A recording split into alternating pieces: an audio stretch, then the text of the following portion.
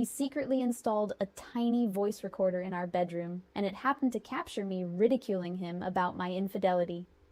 Hey, everyone on Reddit? I'm using a throwaway account, since my ex-friends keep an eye on my main one. They've already taken jabs at me. I can't even begin to imagine the ridicule I'll face if they stumble on this post. I'm caught in a confusing situation right now, one that stems from a colossal mistake I deeply regret. I betrayed my husband. So, I got kicked out. You might be curious about the how, the why, the when, and the who involved. Sit tight and I'll share the backstory. I'm Nina, a 32-year-old woman married to Ethan, who is also 32. Our paths crossed in college, and from the moment I laid eyes on him, I recognized his potential to provide the stability I desperately craved. You see, my dream since my teenage years has been unwavering financial security. I grew up navigating financial turmoil. Think food stamp survival levels. I longed for a life free from financial hardship, to be a glamorous partner with a prosperous husband to support my lifestyle. This desire was also fueled by my parents, who persistently urged me to secure a wealthy partner as a means to lift our family from poverty. Before I met Ethan, I dated with clear intentions concerning financial stability. My focus was primarily on partners who would ensure my family's comfort. Then I met Ethan. While physical attraction didn't strike me as immediate, I couldn't help but admire his intelligence and the potential that lay ahead for him. Coming from a well-off family, everyone anticipated his success, much like high-profile entrepreneurs like Jeff Bezos or Mark Zuckerberg. After several years of dating, we eventually tied the knot 2 years back. It took us a long time to reach the altar because Ethan was a bit hesitant, but after overcoming reasonable doubts, he finally asked me to be his wife. Just like any other miserable in-laws, Margaret and Charles have never been fond of me. Their attempts at manipulation ranged from trying to dictate the details of our wedding, a situation so unpleasant we had to confront them directly and threaten to uninvite them, to excluding me from property ownership by giving us a house as a wedding gift, but putting only Ethan's name on the deed. They even pressured us into a prenup with the threat of cutting Ethan from the will. In a moment of desperation, I signed it, clinging to the hope that I could win their favor and possibly secure a spot in their will. Ethan has a well-paying job, although he didn't achieve the mega success I envisioned. His income was enough to provide the stability I desired, making the prenup feel like a small price to pay for the comfort I sought. Life was relatively pleasant due to Ethan's family wealth and his thoughtful gestures. He was indeed romantic, but also incredibly monotonous. He ensured I didn't have to work, granting me all the time I needed for my hobbies. We enjoyed cozy date nights occasionally, but our intimate moments left much to be desired. But here's the twist. I was profoundly bored. The upscale neighborhood vibe felt utterly uninspiring. I loathed the phoniness of it all and despised the obligatory weekly dinners at his parents' house. After all, his parents didn't care for me, and I certainly had no expectations of receiving any inheritance from them, so I found little reason to grace their home. Sure, Ethan was kind, and I appreciated the security he provided, but love, that was glaringly absent.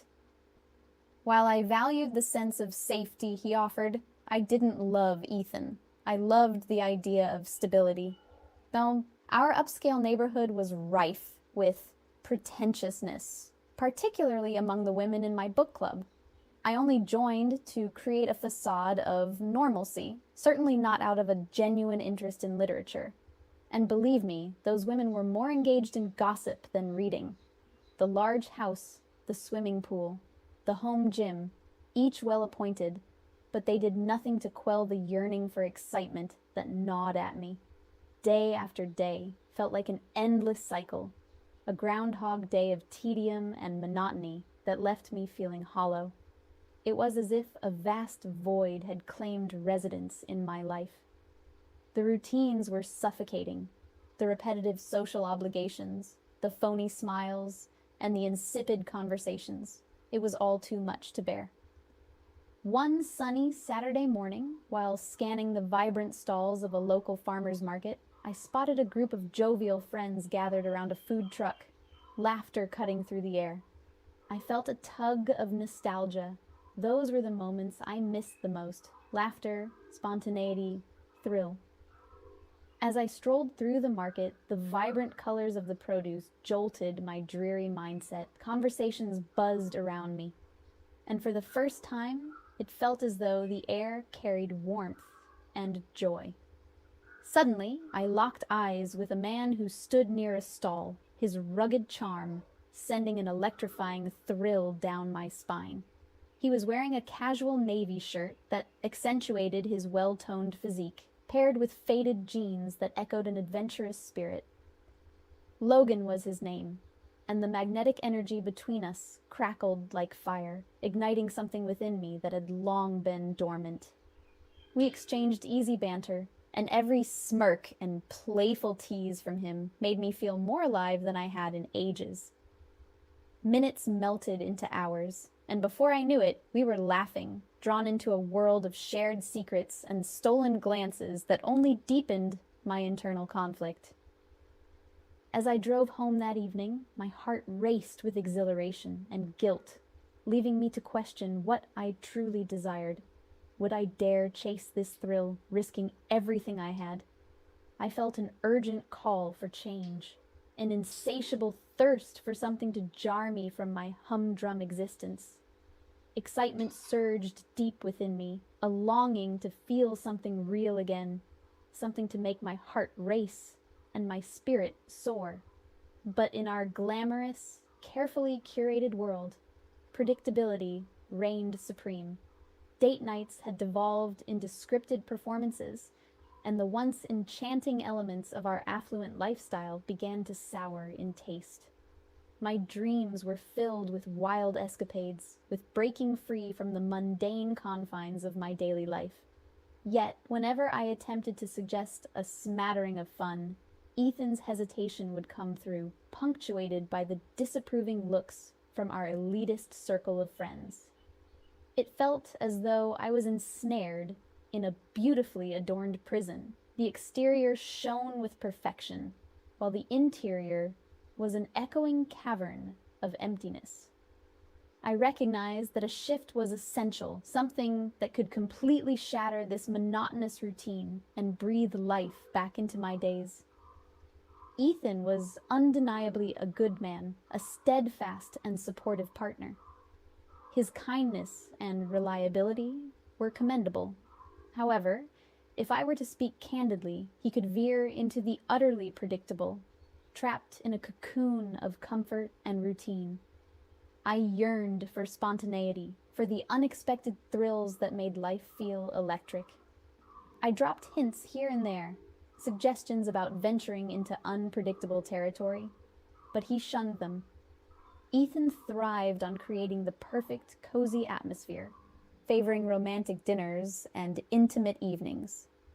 And while I appreciated that nurturing side of him, the eternally familiar became tiresome.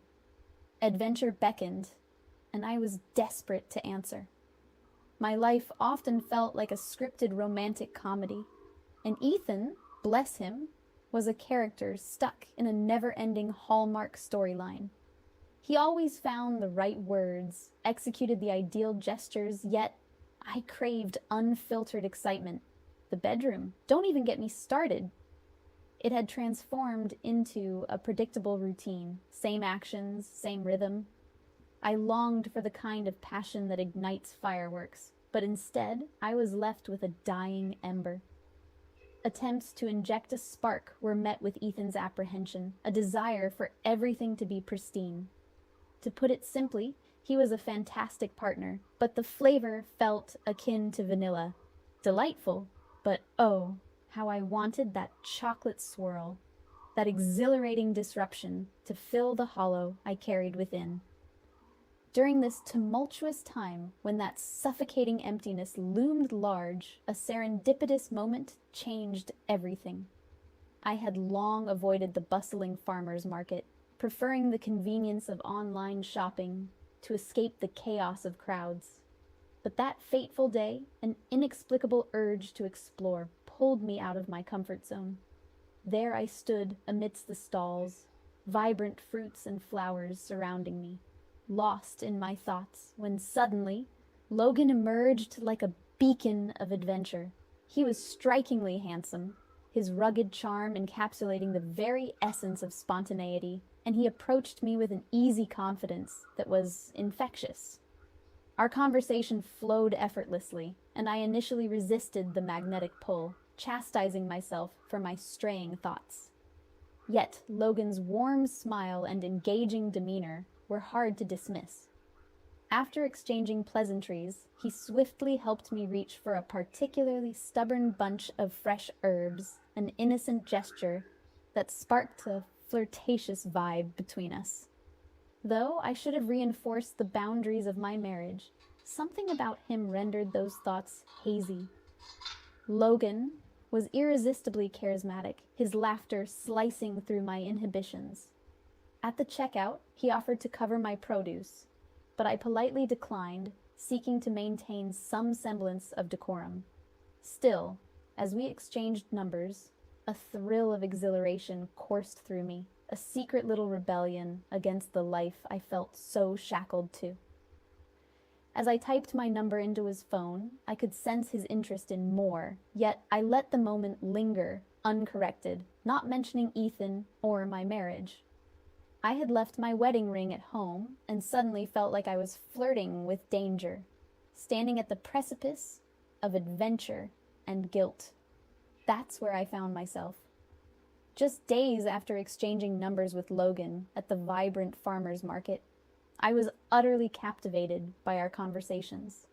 It felt like an obsession. I simply could not go without checking my phone, anticipation bubbling inside me as I awaited his messages. We'd engage in discussions about everything under the sun, and I often found myself burning the midnight oil just to keep the dialogue alive. Although we hadn't met in person yet, we were busy plotting our first outing. We'd settled on a casual trip to a quirky indie film venue. Deep within, I recognized the deceitful thrill of it all, but I tried to convince myself it was merely a friendly rendezvous. To maintain my facade, I became overly conscious of my phone.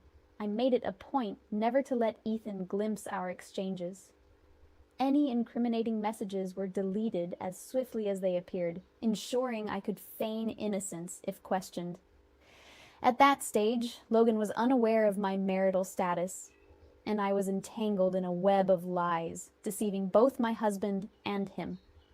When Logan inquired about my social media presence, particularly Facebook, I quickly sidestepped the matter, mumbling that I wasn't an active user. Finally, about a week and a half after our initial encounter at the market, we met for the movie as planned. I chose a time when Ethan would be at his tech office, ensuring there wouldn't be any unexpected disruptions. I decided that after the screening, I would confess everything to Logan and sever our budding connection. On the day of the movie, the atmosphere was electric. We watched the film, and flirtation flowed freely between us. I figured if this truly was our last chance, I should fully enjoy it, free of reservations. We talked incessantly, delving deeper into each other's lives. Once the film ended, Logan suggested we grab coffee, a proposition I eagerly accepted. As we settled into a cozy cafe, waiting for our steaming drinks, I steeled myself to reveal my truth. To my astonishment, Logan processed my confession with unexpected ease. Rather than being alarmed, he remained calm, affirming that he still wanted to be with me. That threw me. I just laid bare my marriage, yet he seemed unfazed. He suggested that my marital discontent indicated a craving for something more vibrant, declaring he could bring the excitement back into my life. That thought simmered tantalizingly in my mind. The prospect of escaping my monotonous routine for something exhilarating was undeniably enticing. We chatted more, and Logan encouraged me to contemplate the choice ahead of me. His proposal to ease into things, to start as friends, felt wonderfully liberating, and so we embraced the idea. This meant that whenever Ethan was occupied at work, I would take about 30 minutes to gather myself before slipping away to meet Logan. It was as if I breathed anew, shedding the predictability of home and the mundane interactions with familiar neighbors. Instead, I found myself reveling in Logan's company, his laughter infectious as we lounged at his apartment, engrossed in binge-watching films or exploring local haunts. Logan's captivating energy reignited a spark within me, filling the void that had grown in my life. I laughed more, felt unburdened, and found myself actively staving off the ennui that had engulfed my marriage. This newfound dynamic was something I craved, filling a desperate need in me. As time unfolded, our relationship naturally progressed beyond just friendship, as one might easily imagine. I was aware, deep down, that the lines were blurring. One afternoon at Logan's apartment, the playful teasing escalated unexpectedly into something much deeper, and we crossed boundaries I had once thought sacred. We lost ourselves in each other, the thrill consuming us, as we embraced a passion I hadn't felt in ages. Initially, post-encounter, I felt a jolt of surprise and swiftly gathered my belongings to leave. Yet, in an odd twist, I didn't experience gut-wrenching regret. Instead, Logan ignited a spark in me, filling the void that left me craving more. Just as I was feeling the weight of my choices, a sudden knock on the door broke the moment. We both froze, anxiety washing over us. It was a delivery person with an unexpected package addressed to Logan. His casual demeanor shifted, revealing the reality that this hidden world could shatter at any second. The knock echoed like an alarm bell in my mind, a reminder of everything I had to lose. And yet there I stood, tethered to a man who made me feel alive again, caught between two worlds as the chaos surged and my heart raced. As I stepped back into my Victorian home, the weight of the world felt heavy on my shoulders. The air was thick with the scent of rosemary and thyme from dinner, simmering on the stove. I went through the familiar motions of preparing a meal, chopping vegetables, while my mind spun with thoughts of that exhilarating encounter earlier. Ethan, my husband, walked in, a bouquet of bright sunflowers in his hands. The yellow petals, a cheerful contrast to my brooding mood. "Hey, these are for you," he said, offering the flowers with a shy smile, his eyes sparkling with hope. A flicker of warmth danced in my chest, but it quickly morphed into a whirlwind of guilt. How could I enjoy these gestures, knowing what I was hiding? Dinner felt awkward. I attempted to engage in our usual banter, talking about his latest tech projects, asking him about his day. But my heart wasn't in it. Beneath the surface of polite conversation, there was an unshakable tension. When we laid down to sleep, the darkness enveloped me, but serenity eluded me. My thoughts spiraled toward Logan, the charismatic man whose vibrant energy had seeped into my life. I wrestled with an emotion I couldn't quite name. I didn't regret my time with Logan, but the looming shadow of my marriage created a suffocating tension. My heart knew I'd strayed, but a part of me whispered that it was Ethan's mundane nature that had forced me into this turmoil. In the days that followed the fateful encounter with Logan, I made a conscious effort to withdraw. I thought perhaps a little distance would cool the flames of desire raging within me. But the ache of his absence felt palpable, a void that gnawed at my insides. By the fourth day, the temptation proved too overwhelming. I found myself typing a message, my fingers dancing across the screen as I apologized for the silence. "Hey, I'm back! Missed our chats," I texted, a mixture of exhilaration and fear bubbling within me.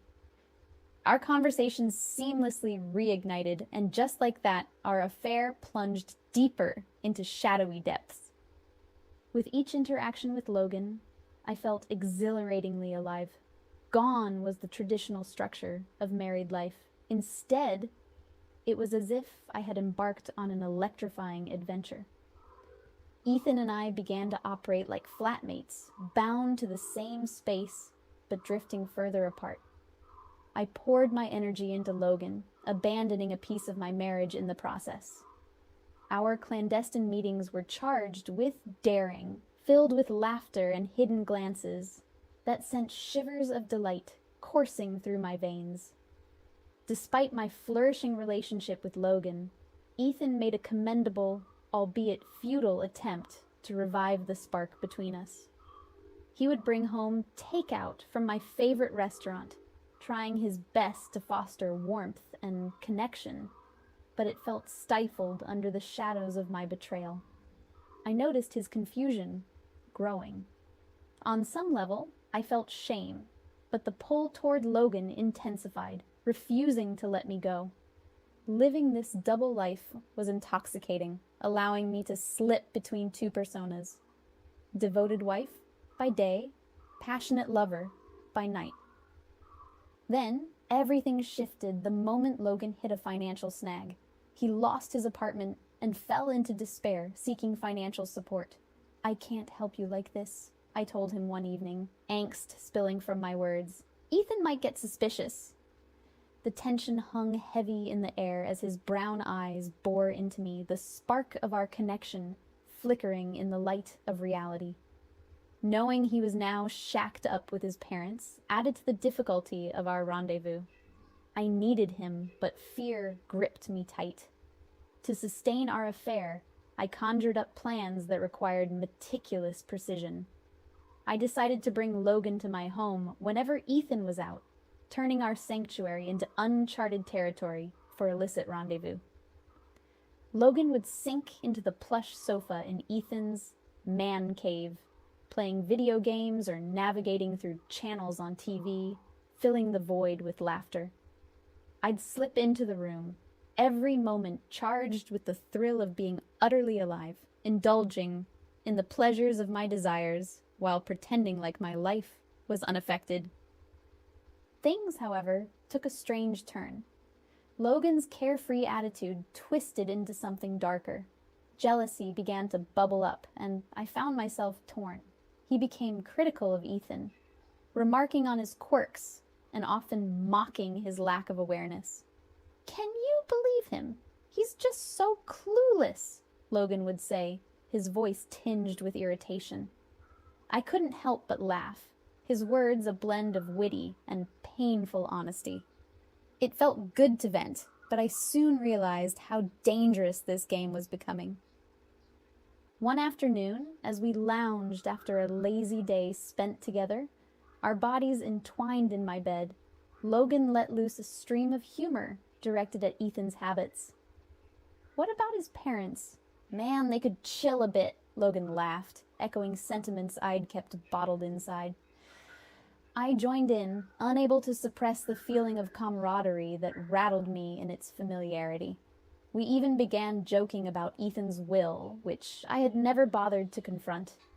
Little did I know, those light-hearted comments would soon be the seeds of turmoil, threatening to unravel everything. Time was running out, and soon the facade would crumble. It all started off like a blissful escape, a brief interlude between the mundane routines of life. Then Logan slipped away just a couple of hours before Ethan was expected home from his tech job. That day felt eerily calm, resting like a thick fog over everything, though I had no inkling of the storm brewing beneath. As soon as Ethan walked through the door, I could sense the heat radiating off his frame, a smoldering indignation that was impossible to overlook. He typically had a way of masking his emotions, all neat and composed, but tonight, all of that seemed to unravel. "Hey, what's up?" I ventured, my voice breaking the silence that hung between us like a loaded gun. He offered a quick shrug, brushing it off as mere work stress. I really wanted to take him at his word, so I swallowed my worries, but the chill in the air lingered like an unwelcome guest. He distanced himself from me, retreating into a world of silence, even as I placed a lovingly crafted meal before him. Usually, he would dive into my cooking, his eyes lighting up at each bite. Instead, he stared at the untouched plate, and I felt a knot of unease tightening in my stomach, a guilt that gnawed at me with each passing moment. Something was undeniably wrong, like a tempest brewing off the coast, and deep inside, I knew I should have clung to that foreboding instinct. As the sun cast dark shadows the next morning, Ethan announced he wasn't going to work. I felt a mixture of surprise and disappointment wash over me. That also meant I wouldn't get to see Logan, but curiously, there was a sense of relief creeping through me. The affair had become wearisome, entangled in guilt and the search for excitement that seemed to evade me in my everyday existence. The day unfolded strangely, as if time itself had stuttered. Ethan, still grappling with the burden of our disconnection, suddenly commanded me to start packing. No warning, no rationale. His words sliced through the faux tranquility that had enveloped our home. It caught me off guard, laughter spilling from my lips, thinking he was playing a prank. But his eyes shone with a seriousness that snuffed that thought out instantly. In a heartbeat, he shattered the veil of normalcy, accusing me bluntly of infidelity. I felt my heart plunge, shock rendering me momentarily speechless. "Ethan, that's absurd. You know me," I stammered, guilt clawing at my insides until it became unbearable. But then he pulled out his phone and pressed play on a recording that turned my world to ash, a clear playback of Logan and me. Our laughter echoing through the room, mocking Ethan from where I thought I had hidden my sins. In that moment, the truth laid itself bare before me. I had been ensnared in my own duplicity, and there was no way to fabricate an escape. Ethan's fury surged like a raging ocean, his voice cutting through the thick atmosphere, making it painfully clear he understood the reasons behind my coldness. I pleaded, throwing out explanations that dissolved against the wall of his anger. "I need you to pack your things and leave," he declared, voice steady but raw with hurt. "I have already sent that recording to our friends, and I doubt they'll see you the same way. I've even called your parents to come get you." Each word crashed over me like waves, all memories of the comfort we'd built together now swept away in the tide of betrayal. Desperation clawed at my throat as I wept and begged Ethan to reconsider, to see the situation through my eyes. But he was resolute, a stone wall against my heartbreak. I was barred from taking anything, a cruel twist of the universe. Everything I had taken for granted, every token of affection, every shred of security, vanished in the harsh reality of my choices. As I sat in the car with my parents, resentment simmered in the air between us, sharper than any knife. They didn't hold back their fury as they unleashed a torrent of criticism, illustrating in vivid detail how I had obliterated any chance I had at stability. "You've messed up everything we worked to give you," they railed, their voices heavy with dissatisfaction. "Find a good lawyer. It's your only hope now." They had no clue about the betrayal clause hidden in my prenup, and I wasn't in the mood to enlighten them. I simply sat there, trapped in my silence, feeling more alone than ever as the car rattled along the road, each bump a reminder of how drastically I had derailed my own life. Even in the confines of their Victorian abode, where memories are suffocated under layers of discontent, the judgment continued. Just last week was a whirlwind of angry words and bitter silences. Now, I'm crouched in my parents' cramped living room, replete with outdated furniture and the ever-looming scent of stale popcorn, dealing with their relentless fury and finger-pointing. Ethan's financial safety net has been yanked away since the fallout, and because of that, my parents, who were woefully reliant on him, are furious, leveling their rage directly at me for the mess I've made. In a moment of desperation, I reached out to Logan, hoping he could offer some kind of solace, or at least lend a sympathetic ear. But he's disappeared without a trace. I can't help but think he must have heard some chaotic rumor and decided to cut ties before he could get dragged into the quagmire. My attempts to contact him have led to silence, a painful reminder of how fleeting connections can be. And, as if to add further insult, my phone has turned into a battleground with notifications piling up like unsolicited grenades from friends and strangers alike, accusing me of being ungrateful. I feel absolutely wretched, drowning in a sea of hopelessness. The idea of repairing things with Ethan feels futile. He is ignoring my pleas. The only message he chose to send was a cold proclamation about divorce, making it clear that I would soon be served with papers. I'm lost, gasping for any semblance of advice or solace, even contemplating the unforgiving world of Reddit for some wisdom. Update. Hey everyone, I've been hesitant to share another update because the feedback has been overwhelmingly harsh. It's been several months since I last wrote, and the waves of blame and insults are just as relentless. Ethan and I finalized our divorce, as I previously mentioned, and the aftermath has thrust me into a cyclone of judgment from friends, ex-friends, acquaintances, and even complete strangers. Logan has remained silent, continuing to leave me blocked. It's almost comical how quickly he vanished despite professing love for me, proving his affection was merely a mirage. The divorce process was a shock to the system. The rapid pace of the court proceedings, all thanks to the cheating clause woven into our prenup, sent tremors through my family. My parents, oblivious to this particular detail, reacted with rage when they realized we walked away with nothing. In their fury, they had to cover the legal expenses, reducing them to financial turmoil, particularly since they relied so heavily on Ethan's income. Witnessing their struggle has been a stark awakening. Their dependence was always apparent, but now it's glaringly obvious. All my life, I had leaned on Ethan's financial stability. Now that he's severed ties, they are left floundering, yet still refuse to change their lazy habits. My parents lounge around in the drab living room, often directing their anger at me for their predicament. I've tried to motivate them to seek employment and assume some responsibility, but it feels like I'm shouting into an empty void. Their reliance on others has finally come home to roost, leaving me frustrated, especially as their fingers continue to point at me for not doing a single thing to remedy their situation. Meanwhile, I'm hustling to secure a job to escape this suffocating environment, a challenge exacerbated by my sparse resume. Yet I'm steeling myself to reclaim my independence and break free from the toxicity that surrounds me. The emotional roller coaster has been relentless, yet I'm clinging to the hope that brighter days lie ahead.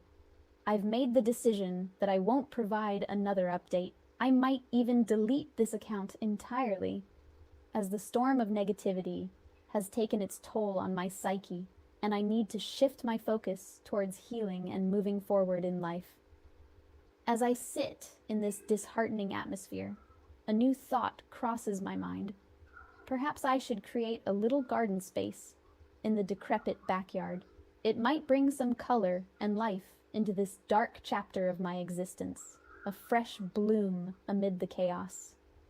With each small seed I plant, maybe I can nurture the remnants of hope that still flicker within me.